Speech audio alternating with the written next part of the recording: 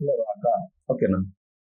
ఈ ఐరోపా వాసుల రాకను చదివేటప్పుడు ముందు ఏం చేద్దామంటే, అసలు 1453 సంవత్సరం కంటే ముందు, 1453కి ముందు, సో 53 తర్వాత అనేటువంటి రెండు కాలాలుగా తీసుకుంటాం అనమాట. 1453 కంటే ముందు ఎలా ఉండేది, 1453లో ఏం జరిగింది, 1450 తర్వాత ఎటువంటి పరిస్థితులు ఉన్నాయి అనేది మనం చూస్తే, ఇప్పుడు చూడండి, 1453 కంటే ముందు ఈ భారతదేశం అనేది సో ఇక్కడ ఉన్నటువంటి భారతదేశం, ఈ మధ్యలో ఉన్నటువంటి సో మధ్య ఆసియా గుండా ఈవైపు ఐరోపా ఖండం ఉంది కదా, ఇక్కడ ఉన్నటువంటి దేశాల వారితో ఇక్కడ ఉన్నటువంటి భారతదేశం, తూర్పు ఆసియా దేశాల వారు ఇలా మనకు ఒక భూమార్గం ఉండేదన్నమాట, సముద్ర మార్గం కూడా ఉండేదన్నమాట.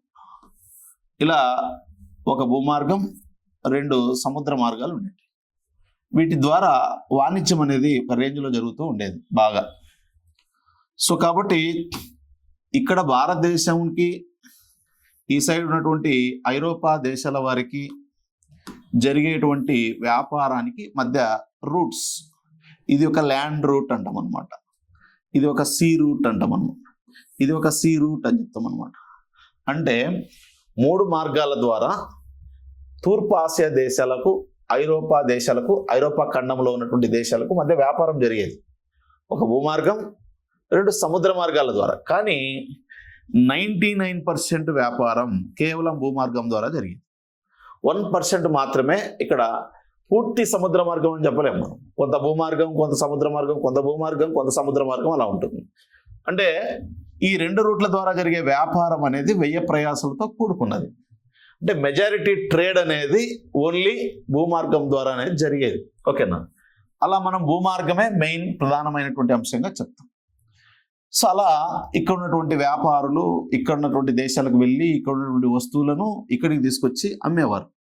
అలా ఈ మధ్యలో ఉన్నటువంటి భూమార్గం ద్వారా ప్రయాణం చేసేవారు. అలా స్వేచ్ఛ వాణిజ్యం నిర్వహిస్తూ ఉండేవారు. ఈ దేశాలకు ఈ దేశానికి మధ్య ఒక ట్రేడ్ సెంటర్ ఉండేది. దీని పేరే మనకి ఏమనిపిస్తామంటే ఇస్తాంబుల్ అని చెప్తాం అనమాట, ఇస్తాంబుల్.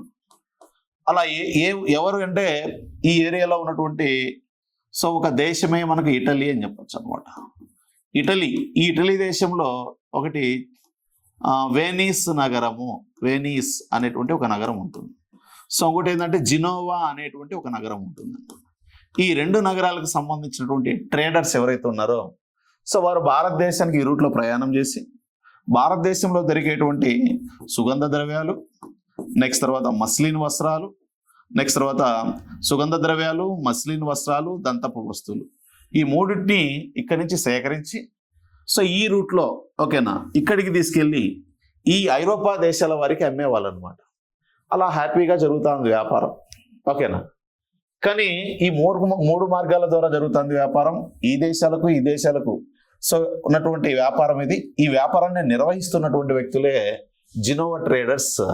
సో నెక్స్ట్ తర్వాత వెనిస్ ట్రేడర్స్. ఈ 2 నగరాలు ఏ ప్రాంతంలో ఉన్నాయంటే ఇటలీ ప్రాంతంలో ఉన్నాయి. ఆ విధంగా 1453 కంటే ముందు జరిగినటువంటి వ్యాపారాన్ని శాసించినటువంటి ట్రేడర్స్ ఎవరు, సో వ్యాపార వస్తువులుగా ఏముండేటివి, ఏ ప్రాంతాలకు మధ్య వ్యాపారం జరుగుతూ ఉన్నది అనేది మనం చూస్తాం అనమాట. కానీ 1453లో ఏం జరిగింది, 1453 తర్వాత దేనికి బ్రేకులు పడ్డాయి అనేది మనం ఇక్కడ నేర్చుకుంటాం అనమాట. అంతే, ఏం లేదు. ఓకేనా? సో దీనికి వెళ్ళే ముందు ఫస్ట్ ఇంట్రొడక్షన్ చూద్దాం. ఓకేనా? ఫస్ట్ మానవ జీవన చరిత్రలో ఏమని చెప్పచ్చు అంటే, సో మానవ జీవన చరిత్రలో మానవుని యొక్క జీవనాన్ని మనం గమనిస్తే మానవ జీవన చరిత్రలో ఓకేనా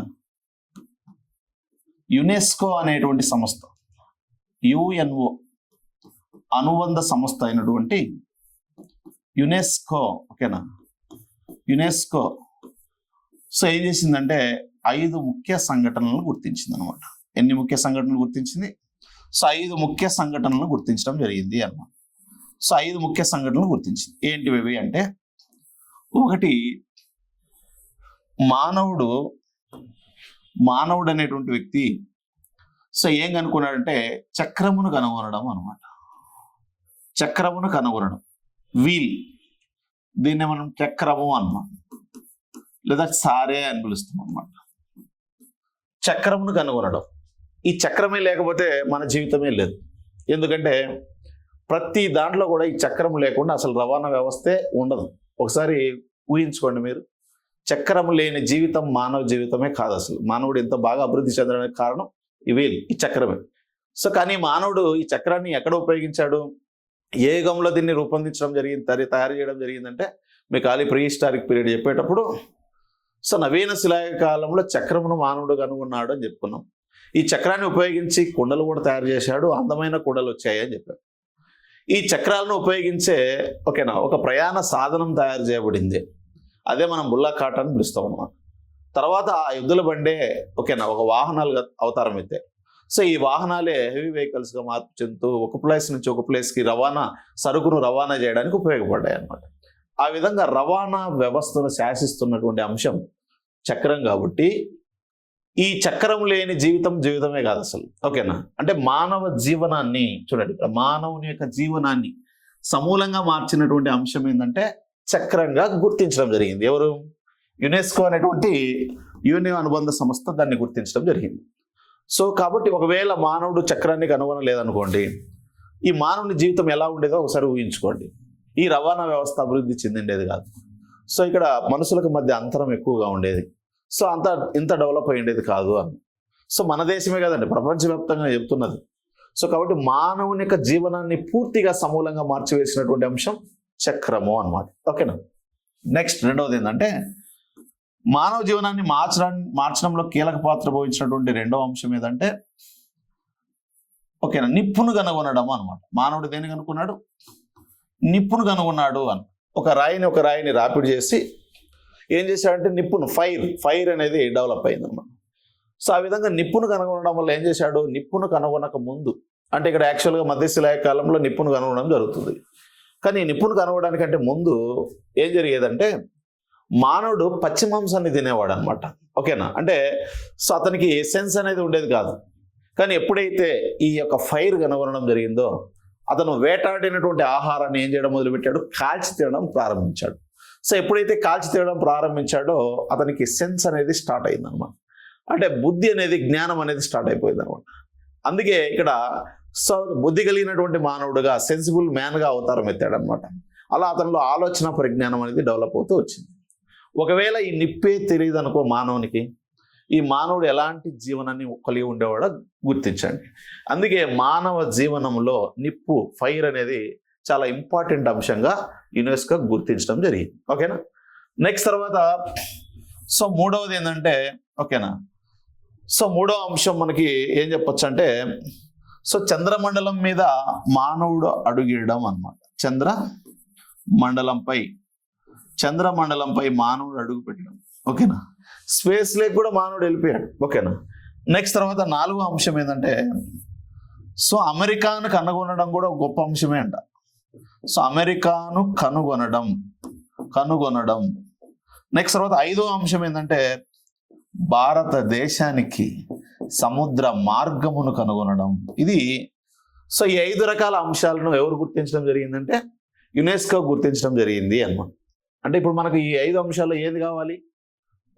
అడ్వెంట్ ఆఫ్ యూరోపియన్స్ అంటే యూరోపియన్ల రాక, ఐరోపా వారి యొక్క రాకను మనం తెలుసుకోవాలంటే అసలు ఎందుకు వచ్చారు, ఈ సముద్ర మార్గాన్ని ఎందుకు ఎంచుకున్నారు, ఇవన్నీ కూడా తెలియాలంటే ఫస్ట్ ఆ సముద్ర మార్గం అనేది యొక్క ప్రత్యేకత ఏంది అనేది మనం గమనించాలి. అంటే భారతదేశానికి సముద్ర మార్గం కనుగొనడం వల్ల ఒక గొప్ప సామాజిక పరిణామం సంభవించింది. ఇక్కడ మానవుల యొక్క మార్పు, అంటే అతని జీవన విధానంలో మార్పుకు నాంది పలికింది అనేటువంటి చెప్పొచ్చు. అమెరికాను కనుగొనడం కూడా గొప్ప విషయంగానే యునెస్కో చెప్పింది. చంద్రమండలం మీద కాలు అడుగేయడం కూడా గొప్ప అంశంగానే చెప్పింది. మానవుడు నిప్పును కనుగొనడం కూడా గొప్ప అంశంగానే చెప్పింది. సో చక్రము లేదా సారెను కనుగొనడం, అంటే సారె దీని చక్రం అనిపిస్తాం. సో ఇవన్నీ కూడా 5 అంశాలు మానవ జీవనాన్ని ప్రభావితం చేసినటువంటి అంశాలుగా సో యునెస్కో చెప్పడం జరిగింది అన్నమాట. ఇప్పుడు మనకు కావాల్సింది ఇవి కాదు. ఓకేనా. సో ఈ 4 మనకు అవసరం లేదు. ఇప్పుడు మనం మోడర్న్ ఇండియన్ హిస్టరీ స్టార్ట్ చేయాలంటే ఐరోపా వాసుల రాక స్టార్ట్ చేయాలంటే మనకేం కావాలా? యునెస్కో గుర్తించినటువంటి 5వ అంశమైనటువంటి భారతదేశాన్ని సముద్ర మార్గాన్ని కనుగొనడం అనే అంశం అనేది మనకు చాలా చాలా ఇంపార్టెంట్ ఇక్కడ. ఓకేనా? సో ఇప్పుడు మన హెడ్డింగ్ ఏంటంటే ఐరోపా వాసుల భారతదేశానికి సముద్ర మార్గం కనుగొనడం. నెక్స్ట్ హెడ్డింగ్ ఏంటంటే మనకి భారతదేశానికి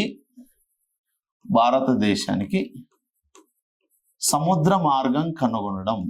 సముద్ర మార్గం కనుగొనడం అన్నమాట. కనుగొనడం, భారతదేశానికి సముద్ర మార్గం కనుగొనడం అనేది సో మరొక ప్రముఖమైనటువంటి అంశంగా ఇక్కడి నుంచి మనం స్టార్ట్ చేయాలన్నమాట. ఓకేనా? చూడండి,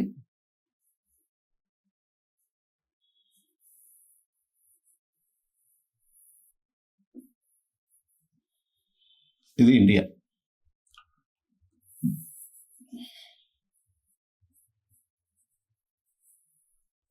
ఇది వచ్చేసి మధ్య ఆసియా అనుకోండి. ఓకేనా?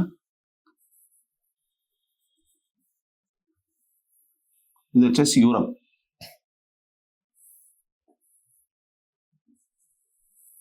ఇది వచ్చేసి ఆఫ్రికా అన్నమాట.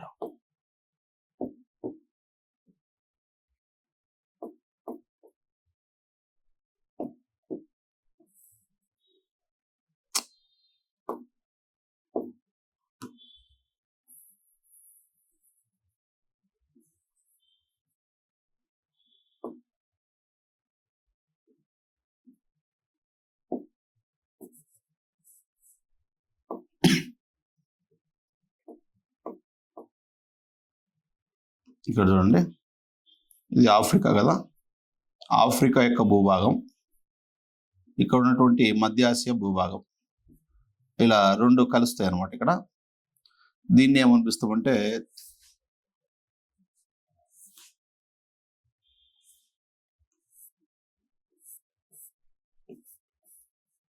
చెప్పచ్చు, ఇలా యూరప్ భూభాగం రెండు కలుస్తాయి అన్నమాట. దీన్ని ఏమనిపిస్తామంటే ఇక్కడ చూడండి, ఇక్కడ ఆఫ్రికా భూభాగాన్ని మధ్య ఆసియా భూభాగాన్ని రెండింటిని వేరు చేస్తున్నటువంటి యొక్క జలసంధి ఏది అంటాడు అనమాట. దీన్నే ఇక్కడ ఈ రోజ్ కలర్ పింక్ కలర్ లో ఉన్నది ఏమనిపిస్తామంటే సూయజ్ కాలువ అంటాం. చూడండి, ఇక్కడ ఇదంతా కూడా ఏంటి, ఇదంతా కూడా ఐరోపా కాంటినెంట్ అన్నమాట. ఇది వచ్చేసి సెంట్రల్ ఏసియా, మధ్య ఆసియా లేదా పశ్చిమ ఆసియా భూభాగాలు ఇవన్నీ కూడా. ఓకేనా? ఇదంతా కూడా పశ్చిమ ఆసియా భూభాగాలు అని చెప్పచ్చు అన్నమాట. ఓకేనా? ఇది వచ్చేసి ఇండియా అని చెప్పచ్చు అన్నమాట. సో ఇండియా అని చెప్పచ్చు. ఓకేనా? ఇప్పుడు ఇది మధ్యలో ఉన్నటువంటి సముద్రం ఉంది కదా, చూడండి ఇక్కడ గ్రీన్ కలర్ లో ఉన్నదంతా కూడా మనకు మెడిటేరియన్ సీ అని చెప్పచ్చు అనమాట. చూడండి, ఇక్కడ ఉన్నటువంటి ఈ భూభాగానికి మధ్యలో చూడండి గ్యాప్. ఈ గ్యాప్ని ఏమనిపిస్తామంటే ఎర్ర సముద్రం, ఈ రెడ్ కలర్ లో ఉన్నదంతా కూడా ఎర్ర సముద్రం అని చెప్పచ్చు అనమాట. నెక్స్ట్ తర్వాత వచ్చేసి ఈ మధ్యలో ఉన్నది చూడండి, ఎల్లో కలర్ లో ఉన్నదంతా కూడా, సో ఇదంతా కూడా ఏంటంటే అరేబియన్ సీ అని చెప్పచ్చు అనమాట. నెక్స్ట్ తర్వాత ఇక్కడ ఉన్నది, సో ఇదంతా కూడా ఏంటంటే హిందూ మహాసముద్రం అని చెప్పచ్చు అనమాట. నెక్స్ట్ ఈ సైడ్ ఉన్నదంతా కూడా ఏంటంటే ఇదంతా కూడా బే ఆఫ్ బెంగాల్. సో కాబట్టి ఈ సైడ్ బే ఆఫ్ బెంగాల్ ఉంది, ఇక్కడ వచ్చేసి ఇండియన్ ఓషియన్ ఉంది, ఇక్కడ వచ్చేసి అరేబియన్ ఓకేనా సీ, నెక్స్ట్ తర్వాత Red Sea, next Mediterranean Sea అన్నమాట. చూడండి, ఇక్కడ ఈ భూభాగం ఏదైతే ఇది ఉందో ఈ భూభాగము, ఈ సైడ్ ఆఫ్రికా భూభాగము, సో మధ్య ఆసియా భూభాగం, ఈ రెండింటినీ వేరు చేస్తున్నది ఏది అంటాడు. చూడండి, ఇక్కడ ఒక జలసంధి ఉంది, ఆ జలసంధి పేరే యొక్క సూయజ్ కెనాల్ అంటాం. ఓకేనా? సూయజ్ కాలువ అంటాం. ఇది సహసిద్ధమైందా లేదా మానవ నిర్మితమైందా అంటే మానవ నిర్మితమైంది అనేది గుర్తుపెట్టుకోండి. ఓకేనా? నెక్స్ట్ తర్వాత ఇక్కడ ఈ ఆఫ్రికా భూభాగం, ఇక్కడ ఉన్నటువంటి యూరోపియన్ కాంటినెంట్కి సంబంధించినటువంటి ఐరోపా కాంటినెంట్కి సంబంధించినటువంటి భూభాగం, ఈ రెండింటినీ వేరు చేస్తున్నటువంటి జలసంధి ఏది అంటాడు అన్నమాట. సో జలసంధి ఏది? ఇది జిబ్రాల్టర్ జలసంధి అంటాం. ఏ జలసంధి? జిబ్రాల్టర్ జలసంధి అంటాం. దీనేమో జిబ్రాల్టర్ జలసంధి అంటాం, దీనేమో సూయజ్ కెనాల్ అంటాం అనమాట. అదే మీకు అట్లాంటిక్ మహాసముద్రాన్ని ఇప్పుడు ఈ సైడ్ వచ్చేసి ఇదంతా కూడా ఏముంటుందంటే ఉత్తర అమెరికా అంటాం. సో ఇక్కడ దక్షిణ అమెరికా ఉంటుంది అనమాట. ఉత్తర అమెరికా భూభాగం అంటూ దక్షిణ అమెరికా భూభాగాలను వేరు చేస్తూ సో ఇక్కడ ఒక జలసంధి ఉంటుంది అనమాట. దీన్ని ఏమనిపిస్తామంటే పనామా కాలువ అంటాం. ఏమనిపిస్తాం? పనామా కాలువ అంటే ఇక్కడ అట్లాంటిక్ మహాసముద్రాన్ని పసిఫిక్ మహాసముద్రాన్ని వేరు చేస్తూ ఉంటుంది అనమాట. ఓకేనా? సో ఆ జలసంధిని ఏమనిపిస్తామంటే పనామా కాలువ. సో ముఖ్యమైన చూడండి ఇక్కడ ఒకటి పనామా కాలువ, ఒకటి పనామా కాలువ. నెక్స్ట్ తర్వాత రెండవది సూయజ్ కాలువ, సూయజ్ కాలువ. ఓకేనా? సూయజ్ కాలువ. నెక్స్ట్ తర్వాత మూడవది జిబ్రాల్టర్ జలసంధి అనమాట. జిబ్రాల్టర్ జలసంధి, జలసంధి. సో ఇది మీకు ఒక క్లారిటీ ఉండాలన్నమాట. సముద్రాలు ఎక్కడెక్కడ ఉన్నాయి, ఇండియన్ ఓషన్ ఎక్కడ ఉంది, అరేబియన్ సీ ఎక్కడ ఉంది. సో మ్యాప్ తీసుకొని అట్లాస్ తీసుకొని ఇదంతా అవగాహన ఉంటే సో ఇదంతా కూడా చాలా ఈజీ, పెద్ద విషయం ఏం కాదు. ఓకేనా? సో ఇది వచ్చేసి ఐరోపా ఖండం, ఇది వచ్చేసి మధ్య ఆసియా, నెక్స్ట్ పశ్చిమ ఆసియా, నెక్స్ట్ సో తూర్పు ఆసియా దేశాల్లో ప్రముఖ దేశం ఇండియా. ఓకేనా? సో ఇక్కడ మెడిటేరియన్ సీ, ఇక్కడ ఎర్ర సముద్రం, ఇక్కడ వచ్చేసి Arabian Sea, so Indian Ocean and Bay of Bengal అనమాట. నెక్స్ట్ ఇక్కడేమో ఈ భూభాగం ఐరోపా ఖండానికి సంబంధించిన భూభాగాన్ని, ఆఫ్రికా ఖండానికి సంబంధించిన భూభాగాన్ని వేరు చేస్తున్నటువంటి ఓకేనా అదే సో రెండు భూభాగాలను ఓకేనా ఒక జలం అనేది వేరు చేస్తాం. దాన్నే జిబ్రాల్టర్ జలసంధి అంటాం. ఓకేనా? ఇక్కడ మధ్య ఆసియా భూభాగం, ఆఫ్రికా భూభాగం, తూర్పు ఆఫ్రికా భూభాగం వేరు చేస్తున్నటువంటి జలసంధి సో మనకి ఏంటంటే సూయజ్ కాలువ అంటాం. ఓకేనా? నెక్స్ట్ తర్వాత ఇక్కడ సో పైనటువంటి ఉత్తర అమెరికా, దక్షిణ అమెరికా భూభాగాలను వేరు చేస్తున్నటువంటి సో ఇక్కడ ఒక జలసంధి ఏంటంటే మనకి పనామా కాలువ అనిపిస్తాం అనమాట. ఓకేనా? సో ఇవి మనకు ఒక ఐడియా ఉండాలన్నమాట. సో భారతదేశానికి సముద్ర మార్గాన్ని కనుగొనడానికి ప్రయత్నాలు ఎలా ఉండదో చూద్దాం. ఇప్పుడు ఏంటంటే వాస్తవంగా ఈ దేశానికి మధ్య మీకు చెప్పాను కదా 1453 ముందు. సో 1453 కంటే ముందు గురించి మాట్లాడుతున్నాను నేను. 1453 సంవత్సరం కంటే ముందు, 1453 కంటే ముందు ఈ భారతదేశం లేదా తూర్పు ఆసియా దేశాలన్నీ కూడా సో తూర్పు ఆసియా దేశాల్లో ఒక ప్రముఖ దేశమే ఇండియా. ప్రధానంగా మనకి ఇండియా గురించి మాట్లాడతాం మనం. ఈ తూర్పు ఆసియా దేశానికి ఓకేనా ఇండియాకు ఐరోపా దేశాలకు మధ్య వ్యాపారం అనేది జరిగేది. ఓకేనా? సో వ్యాపారం జరిగేది అనేది చూడండి. ఇప్పుడు వ్యాపారం జరిగేది అన్నమాట. సో ఐరోపా ఖండంలో మనకు ఒక దేశం ఉంది, దాని పేరు ఏంటంటే ఇటలీ అని గుర్తుపెట్టుకోండి. Italy. So Italy means Italy అన్నమాట. ఓకేనా? ఈ ఇటలీ దేశంలో రెండు నగరాలు ఉన్నాయి అన్నమాట. ఇదొక నగరం అనుకోండి. సో ఈ నగరాన్ని ఏమనిపిస్తామంటే వేనిస్ సిటీ అనమాట. వేనిస్ నగరము అన్నమాట. వేనిస్ నగరం. నెక్స్ట్ మరొక నగరాన్ని ఏమనిపిస్తామంటే జినోవా నగరం అన్నమాట. జినోవా సిటీ అండ్ వేనిస్ సిటీ అన్నమాట. ఈ రెండు నగరాలు ఏ దేశంలో ఉన్నాయి? ప్రస్తుతం ఇటలీలో ఉన్నాయి. సో ఈ నగరాలకు సంబంధించినటువంటి వ్యాపారం చేసేటువంటి వర్తకులు ఉంటారు కదా, వాళ్ళు అప్పట్లో ఫేమస్ వరల్డ్ వైడ్ ట్రేడర్స్ అనమాట. వరల్డ్ వైడ్ బాగా ఫేమస్ వీళ్ళు అంతర్జాతీయ వ్యాపారులు అని చెప్పచ్చు అనమాట, ఒక విధంగా చెప్పాలంటే.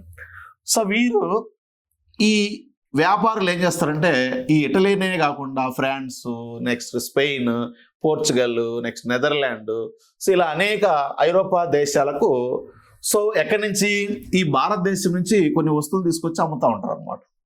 అలా మధ్యయుగ కాలంలో ఓకేనా మధ్యయుగం యొక్క చివరి దశ లేదా ఆధునిక కాలం యొక్క ప్రారంభ దశలో సో లేదా మధ్యయుగ కాలంలో ఈ రెండు రకాల వ్యాపారులకు ఓకేనా ఈ రెండు రకాల వ్యాపారులకు ఎక్కువ డిమాండ్ ఉండేది అనమాట. సో వీళ్ళు 1453 కంటే ముందు ఈ రెండు నగరాలకు ఇటలీ దేశంలోని రెండు నగరాలకు సంబంధించినటువంటి వ్యాపారులు సో ఇక్కడ 3 మార్గాల ద్వారా వ్యాపారాన్ని నిర్వహించేటువంటి వారు భారతదేశంతో. సో ఒకటి భూమార్గం, ల్యాండ్ రూట్ అంటాం దీన్ని. ఓకేనా? ల్యాండ్ రూట్ అన్నమాట. సో భూమార్గము అని చెప్పచ్చు అనమాట. ఓకేనా? సో నెక్స్ట్ రెండవది ఏంటంటే సో ఇలా రెండవ మార్గం ఉంటుంది అనమాట. ఇది వచ్చి సీ రూట్ అని చెప్పచ్చు అనమాట. నెక్స్ట్ తర్వాత మూడవ రూట్ ఉంటుంది అనమాట. సో దీన్ని ఏమని పిలుస్తామంటే ఇది కూడా సి రూట్ అని చెప్పొచ్చు అనమాట. మొత్తం ఎన్ని రూట్లు ఉండేటివి? 3 రూట్లు. ఓకేనా? సో ఒకటి వచ్చేసి సో ఏం చెప్పుకోవచ్చు, ఇది భూమార్గం, ఇది వచ్చేసి సముద్ర మార్గం, ఇది వచ్చేసి సముద్ర మార్గం. సో 1453 సంవత్సరం కంటే ముందు ఓకేనా భారతదేశం ఐరోపా ఖండంలోని దేశాలతో 3 మార్గాల ద్వారా వర్తక వాణిజ్యం జరిగేది. సో ఈ వర్తక వాణిజ్యంపై గుత్తాధిపత్యాన్ని ప్రదర్శించినటువంటి వారు సో ఇక వెనిస్ నగరానికి చెందిన వ్యాపారులు, నెక్స్ట్ తర్వాత జినోవా నగరానికి సంబంధించిన వ్యాపారులు. గుర్తుపెట్టుకోండి, వెరీ వెరీ ఇంపార్టెంట్.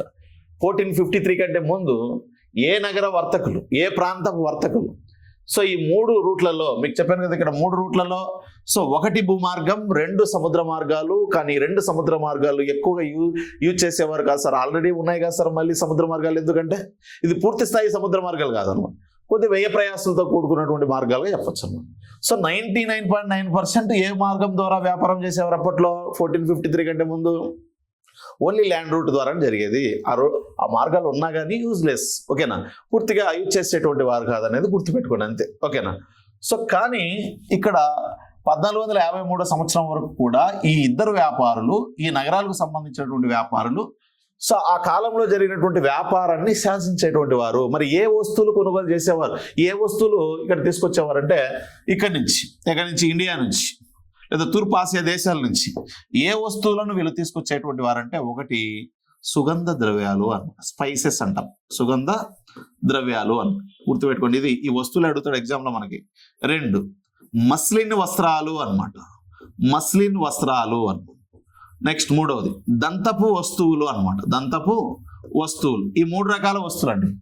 సో ఒకటేంటి సుగంధ ద్రవ్యాలు, స్పైసెస్. సుగంధ ద్రవ్యాల కింద ఏమేమి తీసుకుంటాం మనం?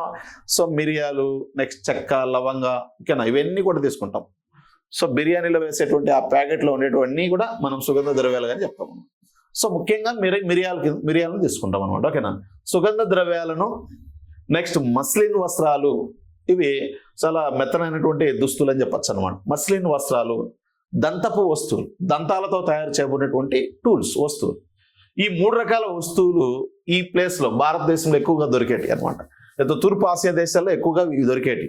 సో ఈ వస్తువులను ఇక్కడి నుంచి వచ్చినటువంటి వెనిస్ నగర వర్తకులు, జినోవా నగర వర్తకులు భారతదేశానికి రావడం, ఈ 3 వస్తువులను కొనుగోలు చేయడం అతి తక్కువ ధరలో. సో వాటిని మళ్ళీ ఇదే భూమార్గం ద్వారా సో ఎక్కడికి వెళ్తారు? మళ్ళీ యూరోప్కి వెళ్తారు, వాళ్ళ దేశంలో అమ్ముతారు. రిమైనింగ్ ఏవైతే ఉన్నాయో ఓకేనా, సో ఇవన్నీ కూడా ఆ థింగ్స్ ఏవైతే ఉన్నాయో అవన్నీ కూడా ఇతర దేశాలకి, సో ఐరోపా ఖండంలో ఉన్నటువంటి ఇతర దేశాలకు కూడా అమ్మేవాళ్ళు. ఆ విధంగా మంచి ఆదాయాన్ని ఆర్జిస్తూ ఉంటారు అనమాట. ఎవరు? ఈ యొక్క వెనిస్ అండ్ జినోవా నగర వర్తకులు. క్వశ్చన్ ఏం అడుగుతారంటే మనకి 1453లో ఏం జరిగిందో మీకు తెలిస్తే అప్పుడు అర్థమవుతుంది అనమాట. 1453 కంటే ముందు ఎన్ని మార్గాల ద్వారా భారతదేశానికి ఐరోపా ఖండంతో వర్తక వాణిజ్యాలు జరిగేది అన్నప్పుడు ఆన్సర్ ఏమవుతుంది మనకి? సో 3 మార్గాల ద్వారా. ఈ 3 మార్గాల్లో ఎన్ని భూమార్గాలు? 1 భూమార్గం, 2 సీ రూట్స్ అన్నమాట. సో ఒకటి ల్యాండ్ రూట్ అన్నమాట, ఒకటి ల్యాండ్ రూట్, ఒకటి sea route, 2 sea routes, 1 land route అనేది గమనించండి. కానీ ఈ 3 మార్గాల్లో ఏ మార్గం ద్వారా అత్యధిక వ్యాపారం జరిగేది అంటే మెజారిటీ ఓకేనా ట్రేడ్ అనేది ఏ మార్గం ద్వారా జరిగేది? భూమార్గం ద్వారానే అనేది గమనించండి. ఓకేనా? సో ఇక్కడ భారతదేశంలో దొరికే ఏ వస్తువులను సో ఇక్కడ ఆ దేశాలకు తీసుకెళ్లి అమ్మేవారు అంటే, 1 సుగంధ ద్రవ్యాలు, 2 మస్లిన్ వస్త్రాలు, 3 సో దంతపు వస్తువులు, దంతాలతో తయారు చేయబడినటువంటి టూల్స్. ఓకేనా? మస్లిన్ వస్త్రాలు, ఓకేనా, సో వస్త్రాలు, దుస్తులు అనమాట. నెక్స్ట్ సుగంధ ద్రవ్యాలు, స్పైసెస్ అనమాట. ఈ 3 రకాల వస్తువులను ఇక్కడి నుంచి అక్కడికి తీసుకెళ్లేవారు అనమాట. ఏ రూట్లో తీసుకెళ్లేవారంటే భూమార్గం ద్వారానే తీసుకెళ్లేవాళ్ళు. సో ఎవరు తీసుకెళ్లేవారంటే Genoa traders and Venice traders. అందుకే ఆ కాలంలో ఓకేనా 1453 అంటే ఆల్మోస్ట్ మనకు మిడివల్ పీరియడ్ అని చెప్పుకోవచ్చు, మధ్యయుగ కాలమే అని చెప్పుకోవచ్చు.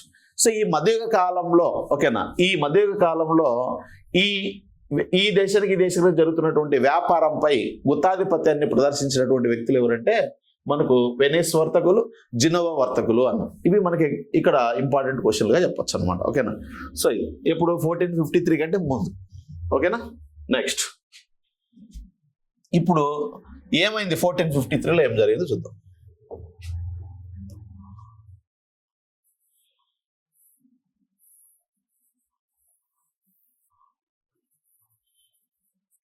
ఇది భారతదేశం. నెక్స్ట్ తర్వాత ఇది మధ్య ఆసియా, ఇది వచ్చేసి యూరప్, మీకు తెలిసిందే కదా. ఇదంతా కూడా ఆఫ్రికా అని చెప్పుకున్నాం. ఈ రెండు వచ్చేసి ఇక్కడ కలుస్తాయి. ఇది సూయజ్ కాలం అంటున్నాం, ఇదేమో జిబ్రాల్టర్ జలసంధి అంటున్నాం. సో ఇది వచ్చేసి మనకి మెడిటేరియన్ సీ అంటున్నాం, ఇదేమో ఎర్ర సముద్రం అంటున్నాం, ఇదేమో అరేబియన్ సీ అంటున్నాం, ఇది ఇండియన్ ఓషియన్ అంటున్నాం. నెక్స్ట్ తర్వాత ఇదేమో మనకు బంగాళాఖాతం అంటున్నాం. సో నెక్స్ట్ ఇక్కడ చూడండి, ఇప్పుడు ఏమైందంటే ఈ మధ్య ఆసియాలో 2 రాజ్యాలు ఉంటాయి. ఇది ఒక రాజ్యం. సో ఇది ఒక రాజ్యం అండి మధ్య ఆసియాలో. పెద్దగా వేసాను నేను మీకు అర్థం కావడం కోసం. సో ఇక్కడ ఒక రాజ్యం ఉంది, ఇక్కడ ఒక రాజ్యం ఉంది, గుర్తుపెట్టుకోండి. సో ఈ రాజ్యానికి రాజు ఎవరు అని అడుగుతాం. చూడండి ఇక్కడ ఈ రాజ్యానికి రాజు, ఇది వచ్చేసి ఈ రాజ్యం పేరేం పేరంటే టర్కీ అనమాట. ఇది టర్కీ దేశం అనమాట, టర్కీ. ఈ రాజ్యం పేరు ఏంటంటే బైజాంటైన్ అనమాట. బైజాంటైన్. సో బైజాంటైన్ అనేటువంటి ఒక రాజ్యం ఉంది. ఇక్కడేమో టర్కీ అనేది ఒక దేశం, ఇదొక దేశం, ఇదొక దేశం. అప్పట్లో ఈ బైజాంటైన్ అనేటువంటి రాజ్యాన్ని పరిపాలిస్తూ ఒక రాజు ఉండేవాడు అనమాట. ఈయన ఏమనిపిస్తామంటే 11వ కాన్స్టంటైన్ అంటాం. కాన్స్టంటైన్ అంటాం. 11వ కాన్స్టంటైన్ అనేటువంటి ఒక రాజు పరిపాలించేవాడు. ఇక్కడ చూడండి 11th వన్. సో 11వ వాడు. కాన్స్టంటైన్లు 11 మంది ఉన్నాడు. అంటే ముందు కాన్స్టంటైన్ 1, 2, 3, 4, 5 అట్లా ఎన్నోవాడు 11వ కాన్స్టంటైన్ అక్కడ పరిపాలన చేస్తున్నాడు అనమాట.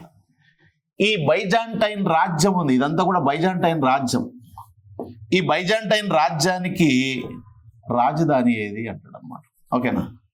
సో దీని యొక్క రాజధాని ఏంటంటే ఏమని చెప్పుకోవాలంటే మనం ఇస్తాంబుల్ అంటాం. ఇస్తాంబుల్. ఓకేనా, గుర్తుపెట్టుకోండి, ఇస్తాంబుల్. ఈ బైజాంటైన్ అనే రాజ్యం ఒక క్రైస్తవ రాజ్యము అనమాట. ఇది మనం గమనించాల్సింది. చూడండి ఇక్కడ మతపరమైన సామాజిక అంశాలను ఇక్కడ మెయిన్ గుర్తుపెట్టుకోవాలి మనం. సో చూడండి ఇక్కడ మధ్య ఆసియాలో 2 ప్రముఖ రాజ్యాలు ఉన్నాయి. ఒక రాజ్యం పేరు బైజాంటైన్, మరొక రాజ్యం పేరు టర్కీ. ఓకేనా, ఒక రాజ్యం పేరు టర్కీ, మరొక రాజ్యం పేరు బైజాంటైన్. బైజాంటైన్ అనేది ఒక క్రైస్తవ రాజ్యము అనమాట. ఆ రాజ్య పాలకుడి పేరు 11వ కాన్స్టంటైన్ అంటాం. ఆ రాజ్యానికి రాజధాని ఇస్తాంబుల్ అంటాం, ఇస్తాంబుల్. సో టర్కీ దేశం. ఈ టర్కీ దేశాన్ని పరిపాలిస్తున్నటువంటి పాలకుని పేరు ఏం పేరంటే, సో ఏమని చెప్పుకుంటాం, టర్కీ దేశాన్ని పరిపాలిస్తున్న పాలకుని పేరు 2వ మహమ్మద్ అంటాం. ఈయన పేరు ఏం పేరు? 2వ మహమ్మద్ అనమాట. ఓకేనా, మీకు చెప్పాను కదా ఇంతకుముందు. సో 1453 కంటే ముందు, 1453 కంటే ముందు, సో ఈ ఐరోపా ఖండానికి, ఓకేనా, ఇలా ఈ రూట్లో ఇలా ఈ మధ్య ఆసియాలోని ఈ బైజాంటైన్ రాజ్యంలోని ఇస్తాంబుల్ అనే పట్టణం గుండా భారతదేశానికి వర్తక వాణిజ్యం నిర్వహించబడేది. ఓకేనా, ఇస్తాంబుల్. ఇక్కడ ఇస్తాంబుల్ చూడండి, ఇదేమంటున్నాం మనం, క్రైస్తవ రాజ్యం అంటున్నాం. ఈ రాజ్యం పేరు బైజాంటైన్. ఈ రాజ్యానికి పాలకుడు 11వ కాన్స్టంటైన్. ఇది ఒక క్రైస్తవ రాజ్యం. ఈ రాజ్య పాలకుని పేరు 11వ కాన్స్టంటైన్. దీని యొక్క రాజధాని ఇస్తాంబుల్. ఓకేనా, ఇస్తాంబుల్. సో ఈ రాజ్యానికి రాజు ఎవరు? కాన్స్టంటైన్ కదా. అందుకే ఈ రాజ్యంలో ఉన్నటువంటి క్రైస్తవులంతా ఈ ఇస్తాంబుల్కి ఒక పేరు పెట్టడం జరిగింది అనమాట. ఆ పేరే కాన్స్టంటినోపిల్ అంటాం. కాన్స్టంటినోపిల్ అనమాట. సో కాబట్టి కాన్స్టంటినోపిల్ అని ఏ ప్లేస్ని పిలుస్తాం మనం? ఇస్తాంబుల్. వాస్తవంగా రియల్ పేరు ఏంటి, రియల్ నేమ్ ఏది? ఆ ప్లేస్ ఇస్తాంబులే రియల్ నేమ్.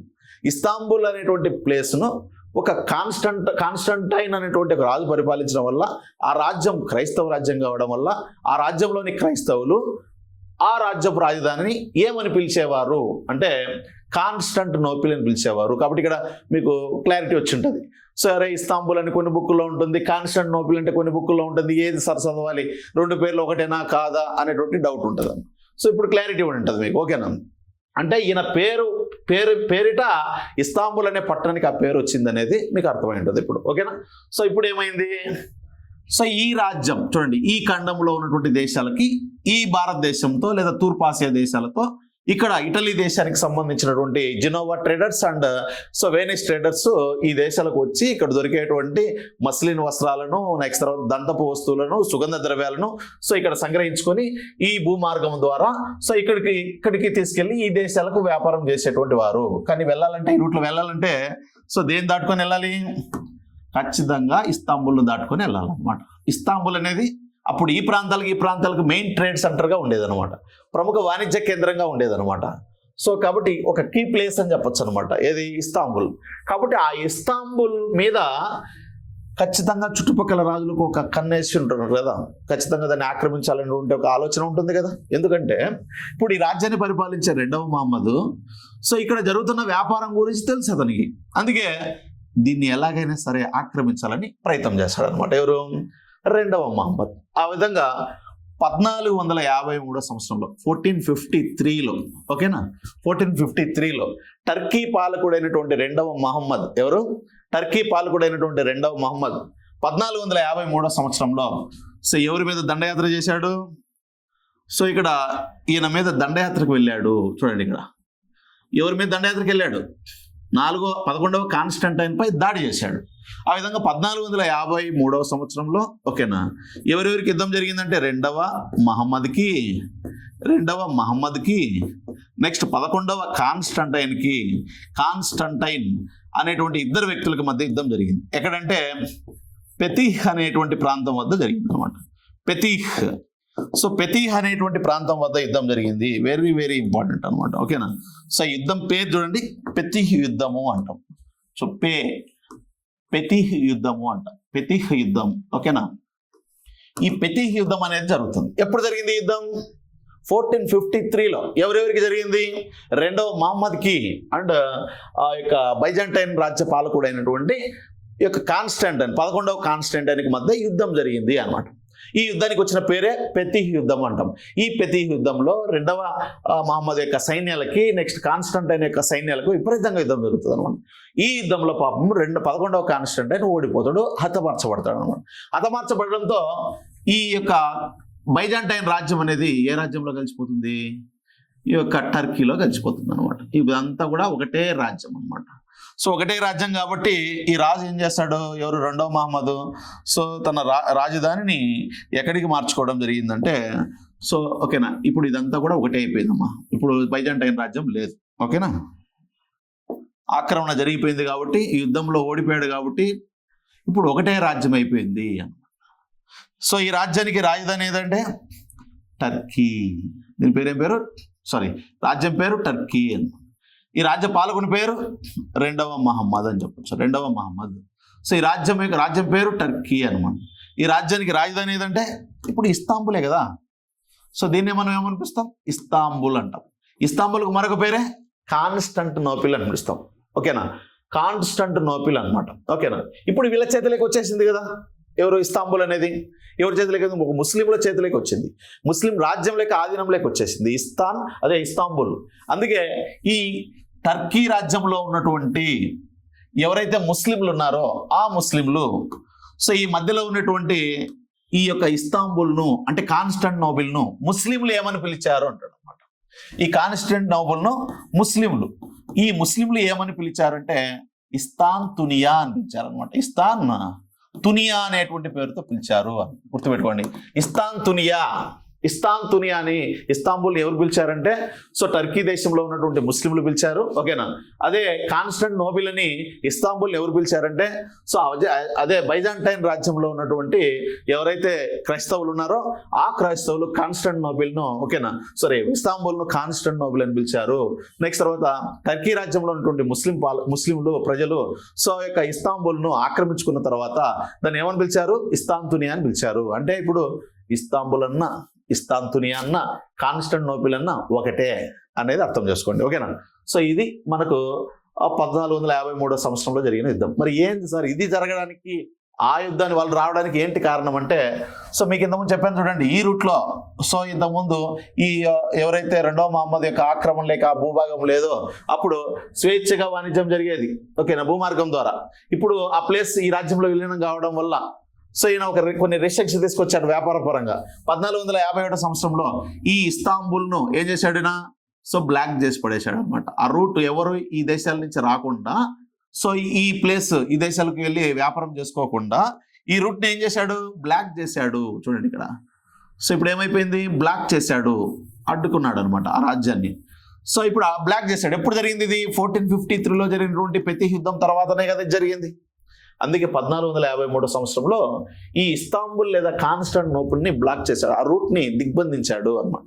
సో ఎవరు రాకుండా ఐరోపా దేశాలకు సంబంధించినటువంటి ఈ వర్తకులు సో ఈ ప్రాంతం కూడా ప్రయాణిస్తూ భారతదేశంలోకి వెళ్ళి అక్కడ దొరికేటువంటి వస్తువులను తీసుకెళ్ళి అక్కడికి తీసుకెళ్ళి అమ్మడం అనేది అతను బ్లాక్ చేశాడు, రద్దు చేశాడు అన్నమాట.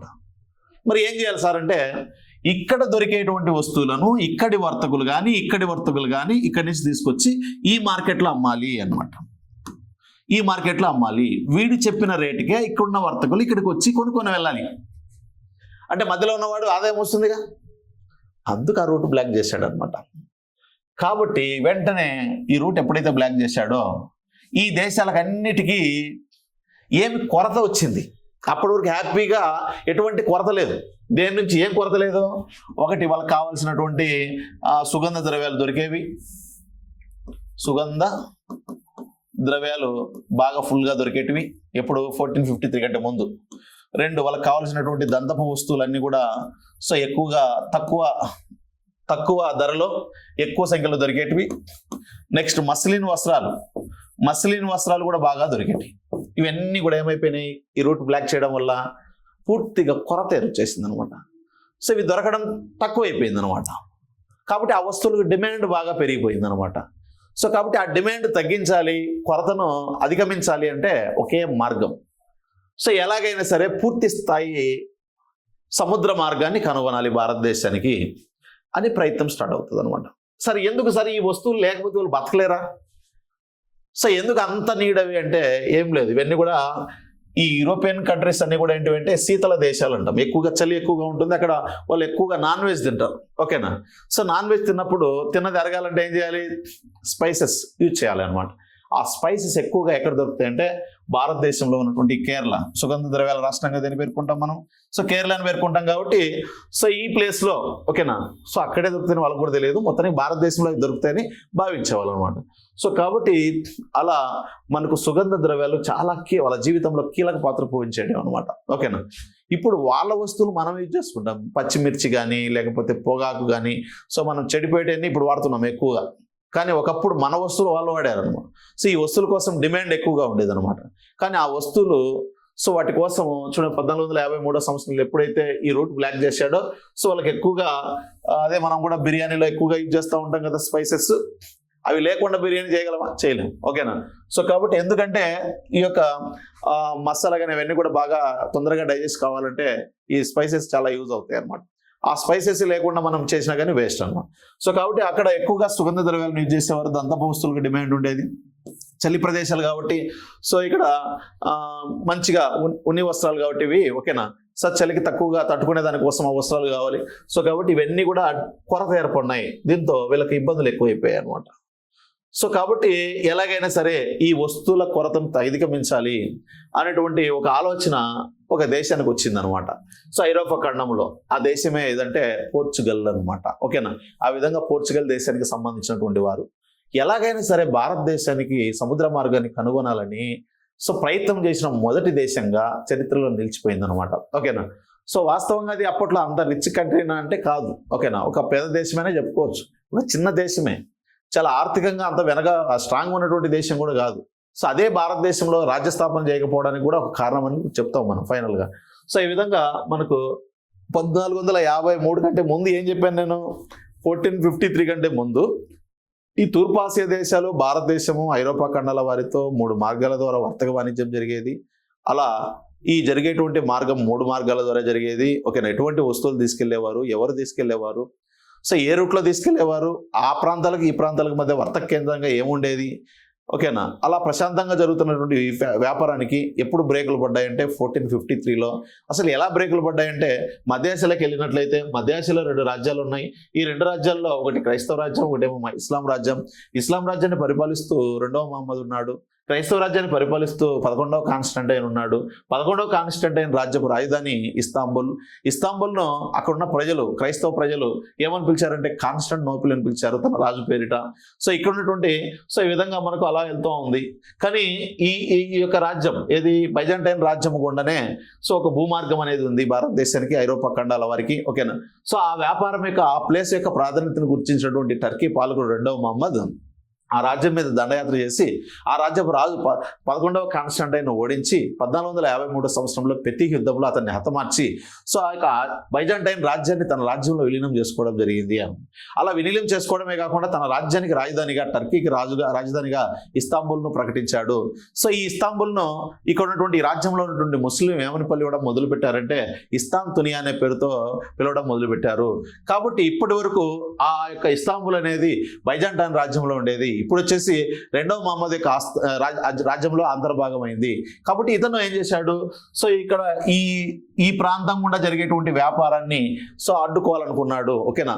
అడ్డుకొని అతడు బాగా సంపాదించాలనుకున్నాడు. దాంతో ఆ రూట్ ను బ్లాక్ చేశాడు 1453లో పెతి యుద్ధం అనంతరం. ఓకేనా. దాంతో ఈ దేశాల వారికి ఈ దేశాలకు మధ్య జరిగే వ్యాపారానికి బ్రేకులు పడ్డాయి. ఓకేనా. దాంతో ఈ దేశాలకు ఎక్కువగా ఈ 3 వస్తువుల సరఫరా ఆగిపోయింది. దాంతో ఆ వస్తువులు ఎప్పుడైతే ఆగిపోయాయో వాళ్ళ యొక్క నీడ్స్ అనేవి ఎక్కువైపోయాయి, అంటే వాళ్ళకు కష్టాలు ఎక్కువైపోయాయి అనమాట. ఓకేనా. కాబట్టి వాళ్ళకు భోజనంలో ఎక్కువగా మనకు సుగంధ ద్రవ్యాలను యూజ్ చేసేటువంటి వారు అవి ఎక్కువగా ఇక్కడ దొరికేటివి. అందుకే వాటిని అధిగమించడం కోసము భారతదేశానికి సముద్ర మార్గాన్ని కనుగొనాల్సి వచ్చింది. ఈ భారతదేశానికి సముద్ర మార్గం కనుగొనడం అనేది యుఎన్ అనుబంధ సంస్థ అయినటువంటి యునెస్కో మానవ జీవన చరిత్రను మార్చినటువంటి ఒక ప్రముఖ సంఘటన గుర్తించడం జరిగింది అని. ఓకేనా. ఇది దీంట్లో ఇది మనకు బేసిక్ నాలెడ్జ్ అనమాట ఇది. ఓకేనా. భారతదేశానికి సముద్ర మార్గాన్ని కనుగొనడం అనేది మొత్తానికైతే ఎందుకు కనుగొనాలి అన్నదానికి ఆన్సర్ మీకు దొరికి ఉంటుంది అనమాట. ఓకేనా. ఎందుకు కనుగొనాలి, వీళ్ళకి ఇక్కడ ఏం దొరుకుతాయి, ఇక్కడికి ఏం సమస్య, ఇక్కడ వస్తువులు దొరుకుతాయి, అవి వాళ్ళకి అవసరం, అవి ఎక్కువగా నాన్ వెజ్ స్వీకరించడం వల్ల వాళ్ళు తిన్నది అరగాలంటే ఖచ్చితంగా అవి ఉండాలి, కాబట్టి అవి ఇక్కడే దొరుకుతాయి, కాబట్టి రావాల్సి వచ్చింది. మరి ఇండియాకే సముద్ర మార్గాన్ని కనుగొనాల్సిన అవసరం ఏముంది? ఈ చైనాకి కనుగొనొచ్చు కదా, లేదా మంగోలియాకి కనుగొనొచ్చు, రష్యాకి కనుగొనొచ్చు కదా, లేదంటే జపాన్కి కనుగొనొచ్చు కదా. ఇండియాకి ఎందుకు కనుక్కున్నారంటే ఇండియాలో స్పైసెస్ దొరుకుతాయని వాళ్ళ ఫీలింగ్ అనమాట. ఓకేనా. వాస్తవంగా భారతదేశంలో కాదు, ఇండోనేషియాలో ఇంకా ఎక్కువ ఉంటాయి మనకంటే. అది లేటుగా మనకి డచ్ వారు రావడం వల్ల తెలుస్తుంది అనమాట. కాబట్టి మొత్తానికైతే భారతదేశం మీదనే టార్గెట్ అనమాట. అలా మనకు ప్రపంచంతో కనెక్టివిటీ అనేది స్టార్ట్ అవుతుంది అనమాట. ఆ విధంగా భారతదేశానికి సముద్ర మార్గాన్ని కనుగొనడానికి ప్రయత్నం చేసినటువంటి ఐరోపా దేశం ఏది అంటే పోర్చుగల్. ఏంటి? పోర్చుగల్. అర్థమవుతుందా స్టూడెంట్స్?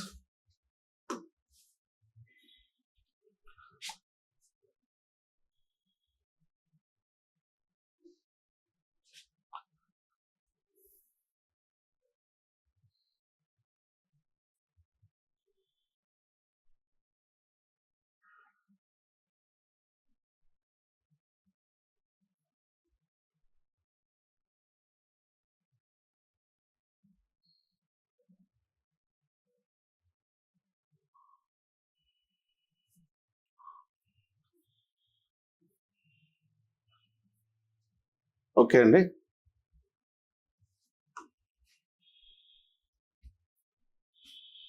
రైట్.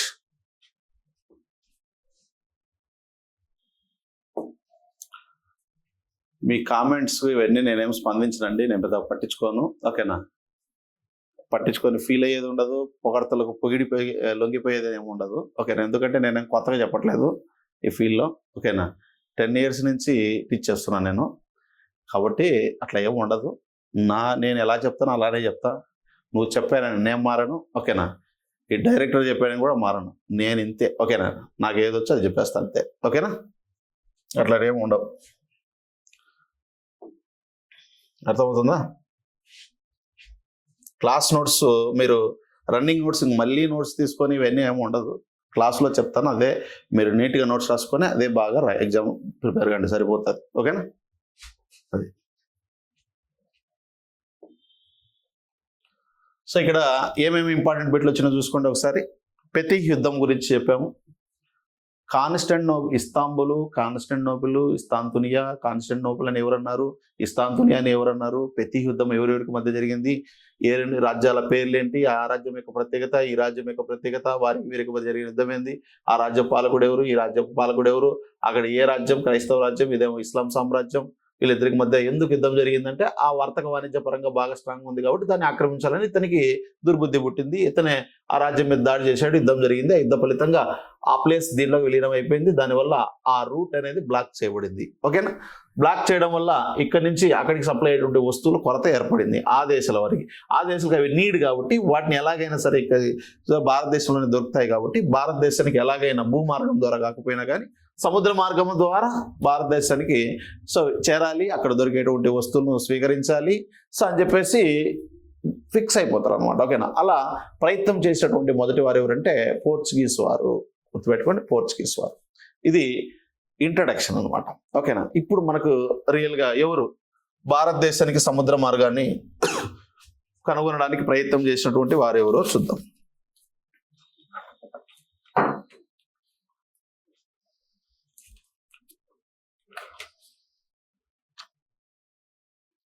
నెక్స్ట్ తర్వాత పోర్చుగీస్ వారు. ఈ విధంగా చూడండి,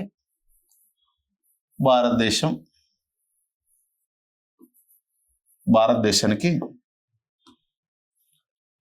ఈ మధ్యలో ఉన్నది ఏంది, మధ్య ఆసియా అని గుర్తుపెట్టుకోండి ఇది. నెక్స్ట్ తర్వాత ఐరోపా, ఆఫ్రికా. ఇక్కడ ఐరోపా ఖండంలో కార్నర్లోనే 2 దేశాలు ఉంటాయి, గుర్తుపెట్టుకోండి. ఈ కాంటినెంట్కి సంబంధించి లాస్ట్ మ్యాప్లో చూడండి మీరు కావాలంటే. దీన్ని మనం పోర్చుగల్ అని పిలుస్తాం, దీన్నేమో స్పెయిన్ అని పిలుస్తాం. Portugal, Spain. దీనిపైన వచ్చేసి మనకి ఫ్రాన్స్ ఉంటుంది. ఓకేనా? ఫ్రాన్స్ ఉంటుంది. నెక్స్ట్ దానికి ఆపోజిట్గానే బ్రిటన్ ఉంటుంది. నేను వేసినట్టు ఎగ్జాక్ట్గా ఏమి ఉండదు కానీ కొద్దిగా అటు ఇటు. ఓకేనా? ఈ ఏరియాలోనే లొకేట్ అయి ఉంటాయి. ఆఫ్రికా కాంటినెంట్కి సంబంధించి ఇది నార్త్ అనుకుంటే సౌత్, ఈస్ట్, వెస్ట్. దక్షిణ భాగంలోనే ఈ రాజ్యాలు ఉంటాయి. బ్రిటన్, ఓకేనా, ఇంగ్లాండ్ లేదా బ్రిటన్. ఈ బ్రిటన్ లేదా ఇంగ్లాండ్ 2 వేరే యాక్చువల్గా. 2 ఎలా ఉంటాయో మీకు అది వచ్చినప్పుడు చెప్తాను నేను. కాబట్టి ఈ బ్రిటన్ అనేది చూసుకోండి. ఇక్కడ ఫ్రాన్స్, ఈ 2 పక్కనే ఉంటాయి. Spain and Portugal. ఓకేనా? పోర్చుగల్ నుంచి వచ్చిన వారిని పోర్చుగీస్ వారు అంటాం. ఓకేనా? నెక్స్ట్ తర్వాత ఫ్రాన్స్ నుంచి వచ్చిన వారిని ఫ్రెంచ్ వారు అంటాం అనమాట. బ్రిటన్ నుంచి వచ్చిన వారిని బ్రిటిష్ వారు అంటాం. నెదర్లాండ్ నుంచి పైన ఉంటుంది అనమాట, నెదర్లాండ్. ఓకేనా? ఈ నెదర్లాండ్ నుంచి వచ్చిన వారిని డచ్ వారు అని పిలుస్తాం అనమాట. ఆ విధంగా మనకు ప్రధానంగా ఎవరైతే పోర్చుగీస్ వారు కావచ్చు, స్పెయిన్ వారు కావచ్చు, బ్రిటిష్ వారు కావచ్చు, వీళ్ళందరూ కూడా భారతదేశానికి ఎలాగైనా సముద్ర మార్గాన్ని కనుగొనాలని చెప్పేసి ప్రయత్నాలు స్టార్ట్ చేస్తారు. కానీ తొలిసారిగా ప్రయత్నం చేసింది ఎవరు? పోర్చుగీస్ వారు అనేది చూస్తాం అనమాట. తొలిసారిగా ప్రయత్నం చేసింది ఎవరు? పోర్చుగీస్ వారు తొలిసారిగా ప్రయత్నం చేశారనేది గమనించండి. ఓకేనా? మొత్తానికైతే పోర్చుగీస్ వారు ప్రయత్నం చేశారు, నెక్స్ట్ స్పెయిన్ వారు ప్రయత్నం చేశారు, బ్రిటిష్ వారు ప్రయత్నం చేశారు. ఓకేనా? ఈ ప్రయత్నంలో తొలిసారిగా ప్రారంభించింది ఎవరంటే పోర్చుగీస్ వారు.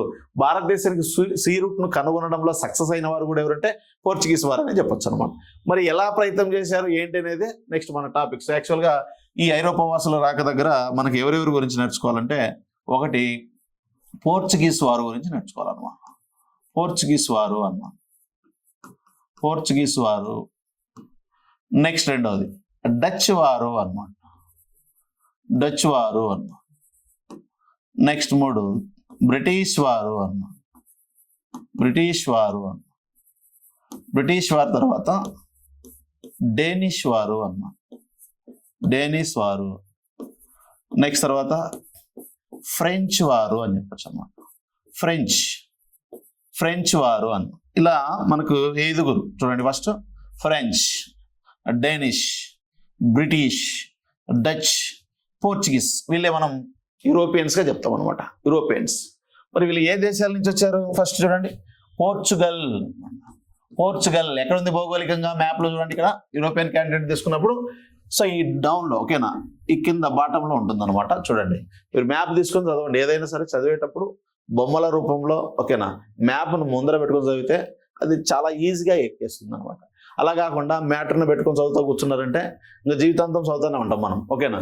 సో కాబట్టి ఒక స్ట్రక్చర్, ఒక క్లారిటీగా అర్థం చేసుకొని చదవండి. ఎంత చదివామనేది కాదు, మనం ఎన్ని బిట్లు ఆన్సర్ చేసామనేది ఇంపార్టెంట్ అనమాట. సిలబస్ మొత్తం 3 సెక్షన్లు తీసుకొని ఎక్కడ చదివితే ఈజీగా వస్తాయి. ఇంకొక విషయం ఏంటంటే మీకు నేను చెప్పేది, అందరూ ఈ ఎక్స్పీరియన్స్ నేను ఇప్పుడే చూశాను అనమాట. ఆన్లైన్లో క్లాసులు, కథలు, రాజకీయ చరిత్ర ఇవి బాగా వింటున్నారు.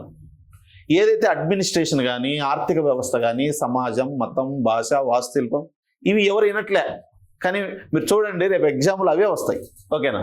100% అవే వస్తాయి. కానీ ఎవరు చూడరు మీరు. ఎందుకంటే మీకు ఎంటర్టైన్మెంట్ కావాలి, మీకు ఉద్యోగం అవసరం లేదనమాట. ఓకేనా? సో కాబట్టి ఇక్కడ కూడా చూడండి, కథలు రావండి ఎగ్జామ్లో, కథలు రానే రావు. ఎన్ని మాయమాటలు చెప్పినా, ఎన్ని చెప్పినా రావు ఎగ్జామ్లో. ఏమొస్తాయి? నిజం. ఇది నిజం అనమాట. ఓకేనా? సో అడ్మినిస్ట్రేషన్ వాడు ఏమన్నాడు? పరిపాలన, ఆర్థిక, సామాజిక, మత పరిస్థితులు, ఓకేనా, వాస్తుశిల్పం ఇవి చదవమని చెప్పాడు క్లియర్గా. మరి ఆ సిలబస్లో చూడాలి కదా మీరు, కానీ అవి చదవరు. ఓకేనా? ఎంటర్టైన్మెంట్ కావాలి మనకి. ఒక రాజు కథలు చెప్తే, ఓకేనా, సో ఒక ఫ్యాకల్టీ కథలు చెప్తే బాగా వింటారు అనమాట. ఓకేనా? ఇక్కడ మీరు అది నా దగ్గర అయితే అవి ఉండవు. సో మెయిన్ నేను ఎగ్జామ్ పాయింట్ ఆఫ్ వ్యూలోనే పోతాం మనం. ఓకేనా? సో కథలు అనేది సందర్భానుసారంగానే చెప్పాలి తప్పితే దాన్నే చెప్పుకుంటూ కూర్చోకూడదు. ఓకేనా? ఒక బిట్ చెప్పి ఇదే ఎగ్జామ్లో వస్తుందంటే ఎంత మూర్ఖత్వం చెప్పండి. ఓకేనా? సో ఎగ్జామినర్ ఎందుకు అక్కడ ఎగ్జామ్స్ పెట్టడం ఎందుకు? ఏపీఎస్సి లేదా టీఎస్పీఎస్సి పెట్టాల్సిన అవసరం లేదు కదా. సో కాబట్టి సిలబస్ వాడు ఇచ్చిన సిలబస్ మొత్తం కంప్లీట్ చేయాలి. మీరు వీడియోలు చూసుకుంటా, ఓకేనా, ఒక బిట్ చూసుకొని దాన్ని వచ్చిందని మీరు మురిసిపోతే కష్టం అనమాట. కాంపిటీషన్ చాలా ఎక్కువగా ఉంది కాబట్టి ఎక్కువ గంటలు చదవడానికి ప్రయత్నం చేయాలి. ఓకేనా? సో కంటెంట్ బాగా చూడాలి మీరు. ఓకేనా? సో అది కాబట్టి ఇక్కడ పోర్చుగీస్ వారు ఏ దేశం నుంచి వచ్చారంటే పోర్చుగల్ దేశం నుంచి వచ్చారు అన్నమాట. డచ్ వారు ఏ దేశం నుంచి వచ్చారంటే నెదర్లాండ్ దేశం నుంచి వచ్చారు అన్నమాట. సో నెక్స్ట్ బ్రిటిష్ వారు బ్రిటన్ నుంచి వచ్చారు అనమాట. నెక్స్ట్ డేనిష్ వారు డెన్మార్క్ నుంచి వచ్చారు అనమాట. సో డెన్మార్క్ నుంచి వచ్చారు. ఫ్రెంచ్ వారు ఫ్రాన్స్ నుంచి వచ్చారు. ఫ్రాన్స్ నుంచి వచ్చిన వారిని ఏమనిపిస్తాం? సో ఫ్రెంచ్ వారు అంటున్నాం. ఓకేనా? డెన్మార్క్ నుంచి వచ్చిన వారిని డేనిష్ వారు అంటున్నాం. సో బ్రిటన్ నుంచి వచ్చిన వారిని బ్రిటిష్ వారు అంటున్నాం. సో నెదర్లాండ్ నుంచి వచ్చిన వారిని సో డచ్ వారు అంటున్నాం. పోర్చుగల్ నుంచి వచ్చిన వారిని పోర్చుగీస్ వారం. సో మీరు గమనించాల్సింది ఏంటి? అసలు ఎక్కడున్నాయి ఈ దేశాలు? ఈ ఐరోపా ఖండంలో ఎక్కడ లొకేట్ అయి ఉన్నాయి? ఓకేనా? సో ఎక్కడి నుంచి ఎందుకు వీళ్ళు ఇంత దూరం ఇక్కడికి వచ్చారు? ఫస్ట్ వచ్చింది ఎవరు? చివరిసారిగా వచ్చింది ఎవరు? సో రాజ్యస్థాపన చేసింది ఎవరు? అసలు ఎందుకు వచ్చారు వీళ్ళు? ఇవన్నీ కూడా కారణాలు ఎతకాలి. ఎప్పుడు కూడా ఈ స్టాక్ జీకే ఎగ్జామ్లో అడగరు, గుర్తుపెట్టుకోండి. ఈ కాలం మారిపోయింది. ఇప్పుడంతా కూడా రీజన్స్ అడుగుతారు. అసలు ఎందుకు వచ్చారు? ఇప్పుడు ఎగ్జాంపుల్ మీకు లాస్ట్ క్లాస్ ఇప్పుడే చెప్పినాను. అసలు భారతదేశానికి యూరోపియన్స్ రావడానికి కారణాలు ఏంటి? కారణం ఏంది అంటాడు అనమాట. సో ఒకటి, సుగంధ ద్రవ్యాల కొరత ఏర్పడము. సో సుగంధ ద్రవ్యాల కొరత ఏర్పడింది, అందుకే భారతదేశానికి వచ్చారు. సుగంధ ద్రవ్యాల కొరత ఏర్పడింది కాబట్టి వీళ్ళు ఏం చేయాలనుకుంటున్నారు? భారతదేశాన్ని సముద్ర మార్గానికి కనుగొన్నారు. సముద్ర మార్గానికి కనుగొనాల్సి వచ్చింది. ఓకేనా? సో ఆ కొరత అడుగుతాడు అనమాట. ఎందుకు? ఓకేనా? సో నెక్స్ట్ తర్వాత వచ్చి ఇలాంటి క్వశ్చన్లు అడుగుతాడు మనకి. అంతేగాని యుద్ధం ఇప్పుడు 1453 సంవత్సరంలో ఈ యొక్క ఇస్తాంబుల్ను బ్లాక్ చేసింది ఎవరు? ఇది అందరూ చదువుతారు. 100 మంది 99 మంది అదే చదువుతారు. కానీ ఆ రీజన్ ఎవరు చదవాడు ఎగ్జామ్లో? ఆ రీజనే అడుగుతాడు అనమాట. ఇవన్నీ అందరూ చదువుతారు కదా, దాన్ని ఎలిమినేట్ ఎట్లా చేయగలరు? అసలు ఫైనల్గా పోర్చుగీస్ వారంతా చెప్పిన తర్వాత పోర్చుగీస్ వారి గురించి ఫస్ట్ వచ్చాడు ఎవరు? నీటి విధానం ప్రవేశపెట్టింది ఎవరు? నీటి విధానం రద్దు చేసింది ఎవరు? ఓకేనా? యొక్క గోవాను ఎవరు ఆక్రమించారు? గోవాను ప్రధాన కేంద్రంగా వర్తక చేసింది, అందరూ అదే చదువుతారు. కానీ పోర్చుగీస్ వారు ఎందుకు భారతదేశంలో రాజ్య స్థాపన చేయలేకపోయారు? దానికి రీజన్స్ అడగాలి. ఆ రీజన్స్ అడుగుతాడు ఎగ్జామ్లో. అప్పుడు ఏం చేస్తారు? కాబట్టి ఆ రీజన్స్ ఎతకాలి మనం. అరే ఇప్పుడు ఫస్ట్ వచ్చింది పోర్చుగీస్ వారు, రెండవసారి వచ్చింది డచ్ వారు అంటున్నాం, మూడోసారి వచ్చింది బ్రిటిష్ వారు కదా. మరి మూడోసారి వచ్చినట్టు బ్రిటిష్ వారు భారతదేశ భూభాగాలను ఆక్రమించి భారతదేశ భూభాగాలను ఆక్రమించి రాజ్య స్థాపన చేసి పరిపాలన చేయగలిగారు. మరి ఫస్ట్ వచ్చినటువంటి పోర్చుగీస్ వారు ఎందుకు చేయలేకపోయారు? ఆ రీజన్, దానికి ఎందుకు వాళ్ళు సక్సెస్ కాయలేకపోయారు? అనేక కారణాలు ఉంటాయి అన్నమాట. ఆ కారణాలు చదువుకోవాలి మనం. అవి చదవు మనం ఎంతసేపు ఉన్నా కానీ. సో ముఖ్యమైనవి చదువుతాం తప్పితే ఇయర్స్ అవి ఇవి చదువుకొని మనమే బాగా చదువుదాం అనుకుంటాం అనమాట. ఓకేనా? సో అది కాబట్టి ఇక్కడ పోర్చుగీస్ వారు, నెక్స్ట్ డచ్ వారు, బ్రిటిష్ వారు, డేనిష్ వారు, ఫ్రెంచ్ వారు. ఇదే టాపిక్ని మనం ఏం చేయాలి? ఏపీ హిస్టరీకి అన్వయించుకోవాలన్నమాట. AP history. ఓకేనా? ఏపీ హిస్టరీ పాయింట్ ఆఫ్ వ్యూలో చూస్తాం అనమాట. ఇండియన్ హిస్టరీ పాయింట్ ఆఫ్ వ్యూలో ఎవరెవరు, ఫస్ట్ ఎవరు, చివరి ఎవరు, రెండోసారి వచ్చింది ఎవరు, మూడోసారి వచ్చింది ఎవరు, నాలుగోసారి వచ్చింది ఎవరు, చివరిసారిగా వచ్చింది ఎవరు, రాజ్యస్థాపన చేసింది ఎవరు, మొదటిసారిగా వచ్చి చివరిసారిగా వెళ్ళింది, చివరిసారిగా వచ్చి మొదటిసారిగా వెళ్ళింది ఎవరు? ఇలా మనకు అదే ఒక భారతదేశానికి వచ్చి రాజ్యస్థాపన చేసింది ఎవరు? ఇలాంటి క్వశ్చన్లు పడుతూ ఉంటాయి ఇక్కడ మనకి. సో మొత్తం మీద ఐరోపా వాసుల రాక అంటే ఐరోపా ఖండానికి చెందిన ఈ దేశాల వారి యొక్క రాక. ఎందుకు రావాలి వీళ్ళందరూ కూడా? ఫస్ట్ అయితే సముద్ర మార్గం కనుగొనడానికి ప్రయత్నం జరిగింది. అలా చేసి సక్సెస్ అయింది ఎవరు? పోర్చుగీస్ వారు. మరి వాళ్ళు కనుగొన్నారు కదా, మళ్ళీ నెక్స్ట్ రెండో వాళ్ళు ఎందుకు రావాలంటే వాళ్ళు చేసే వ్యాపారం మీద ఆధిపత్యం వహించడం కోసం. ఇప్పుడు ఎగ్జాంపుల్ ఫస్ట్ వచ్చింది ఎవరు? పోర్చుగీస్ వాళ్ళే భారతదేశానికి వచ్చారు, సముద్ర మార్గాన్ని కనుగొన్నారు, స్పైసెస్ను, దంతపు వస్తువులను, మస్లిన్ వస్త్రాలను తీసుకొని ఎక్కడికి వెళ్ళారు? మళ్ళీ ఐరోపాకి వెళ్ళి ఐరోపా దేశాలు ఇతర దేశాలు అన్నింటికి అమ్ముతున్నారు. కాబట్టి ఆ వస్తువులకు డిమాండ్ ఎలా ఉంటుంది? చాలా ఎక్కువగా ఉంటుంది. ఎక్కువ డబ్బు సంపాదిస్తున్నారు, ఆర్థికంగా బాగా స్ట్రాంగ్ అవుతున్నారు.